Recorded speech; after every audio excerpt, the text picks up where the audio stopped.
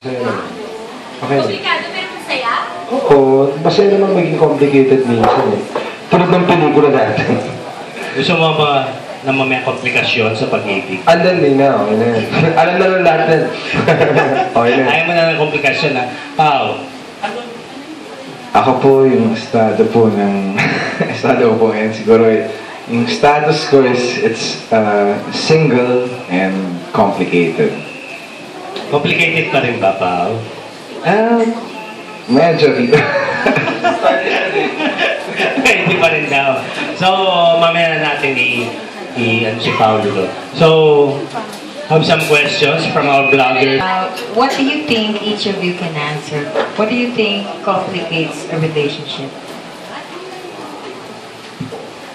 Boys. well, for me it's a situation na parang hindi mo talaga alam kung paano kakikilos dahil hindi mo rin alam kung paano dahil kumbaga binabasa mo rin kung paano gagalaw yung babae, yung gano'n. So, pag nangyayari kasi yun, parang komplikado kasi hindi mo alam kung anong gagawin mo, kung paano ka mag-react, kung paano ka makikitungo sa kanya. Yeah. Tama si Paolo kasi minsan may mga sitwasyon na bigla ka na lang nabibigla na okay naman tapos biglang magiging komplikado. Pero syempre at the end of the day, kayong dalawa nung karelasyon mo, kung kayo mamimili, kung gagawin niyo pa rin bang komplikado yun o hindi. So, yan. Oo nga eh. Hindi, yun sasabihin ko sa ano eh. Sometimes it's the situation. Diba? In English ko lang sinabi mo. Pero minsan yung sitwasyon na rin. Parang I mean, kung anong pinanggalingan ng kapartner mo, kung anong pinanggalingan mo, sometimes it gets complicated because of kung ano man ang pinanggalingan ng dalawa. And basing from my experience, yung mga naging komplikado sa buhay ko. So, from one status to another, being single to in a relationship, complicated comes in between what?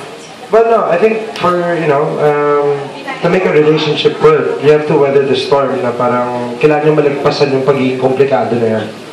Diba? At pag nalagpasan nyo yung pagiging komplikado ng relationship na yan, dire-diretso na kayo. At pag hindi nyo nalagpasan yun, hindi talaga. So it goes saying you're not declaring the relationship, that's why it's complicated. Yeah. I guess, that's why. It's true. Well, sometimes it's something mutual also. Parang doon nagiging komplikado. It's not basically being single to getting in a relationship then it's complicated. It could also be single tapos complicated then bago pumunta sa relationship. So parang tansyahan rin. Single, wala ka ng kapartner, Pao. Thank you very much, Pao. Si Rose Garcia. You've been through relationship na, di ba? Ang dami yung naging, may mga kanya-kanya na kayong naging relationship. Ano yung makakonsider nyo pinaka-complicated na pinagdaanan nyo? Parang sa lahat naman po ng relasyon darating talaga yung pagiging komplikado ng relasyon. So, Ano yung pinaka-situation or ano? Oo, na nangyari sa inyo na ang komplikado po hindi ko masagot ano na lang, Paolo. Hindi, parang wala nang komplikado sa akin. Sa akin siguro,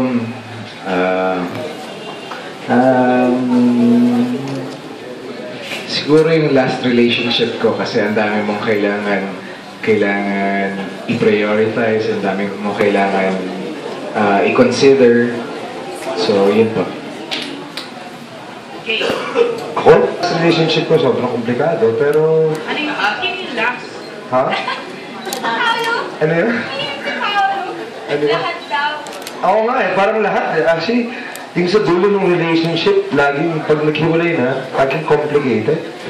Yung last ba ay yung alam mo Then, lang? sa akin, syempre yung last medyo complicated, pero sa akin naman parang wala naman akong pinagsisisihan.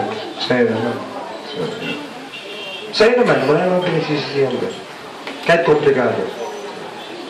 Okay, sige. talagang leading.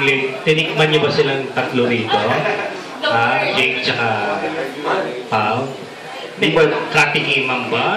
Hindi. Si Paolo nakalamang dito. Di ba? Hindi naman Tito Jun, pero dito kasi sa pelikula, kumbaga, maliban sa madaming babae ni Jake Cuenca, parang yung pinakaabangan talaga kung paano naantig ang puso niya kay Maha. At sa akin naman Tito, bilang parang gusto namin magkapalit ng estado o parang bilang sa takbo ng tadhana, nagkapalit kami ng estado. Ako naman yung parang naging katulad niya. So parang si Solen and si Ate Uget ang partner. Sa akin naman, kahit mas maraming babae si Paolo sa pelikulang ito, wala naman si Maha. Tsaka sa totoong buhay, mas marami rin mas marami. Wala. Wala. Okay, thank you. Maridol.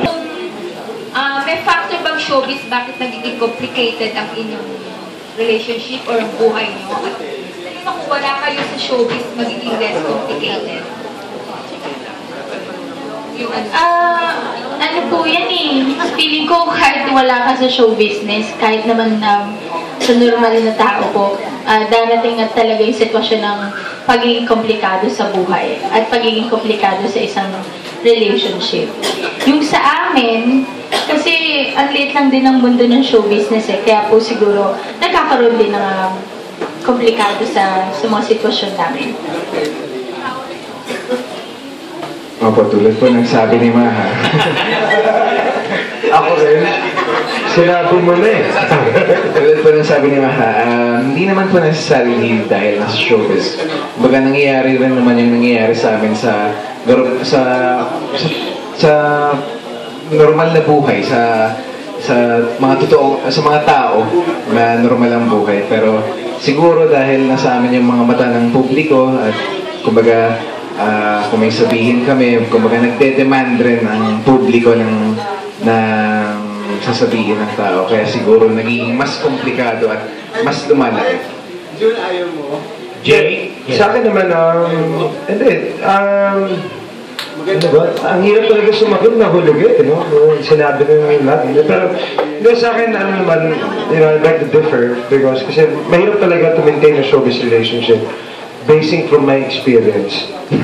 Ang daming, ang dami akong, napagdaanan ng relationship sa showbiz. Mahirap talaga, pero nasa tao yun eh. At sa akin naman parang, kung kaya niyong gawing simple ang lahat ng bagay, di mas magiging simple talaga ang isang relationship. Diba? Pero sa akin sa experience ko, it takes a lot of maturity to maintain a showbiz relationship.